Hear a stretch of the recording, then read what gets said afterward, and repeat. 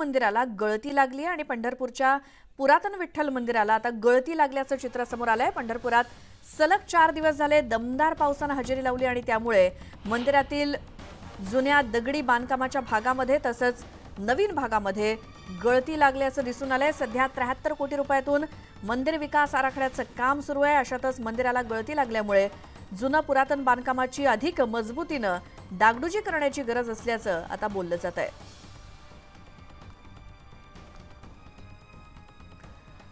अधिक माहितीसाठी जाऊयात, आमचे प्रतिनिधी पंढरपुरातून वीरेंद्र उत्पात आपल्या सोबत जोडले गेलेत। वीरेंद्र, ही गळती कशामुळे नेमकी लागली आहे? कसं पाणी झिरपतंय का काय झालंय? वीरेंद्र, आवाज येतोय? पंढरपुरातल्या विठ्ठल मंदिराला ही गळती नेमकी कशामुळे लागली, कारण काय?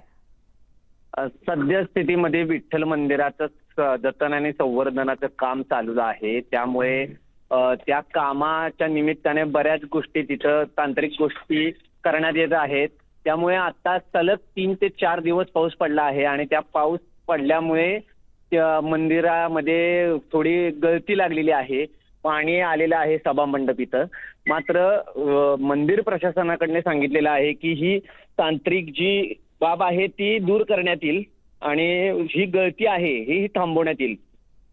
बरं वीरेंद्र, धन्यवाद या सगळ्या माहितीसाठी।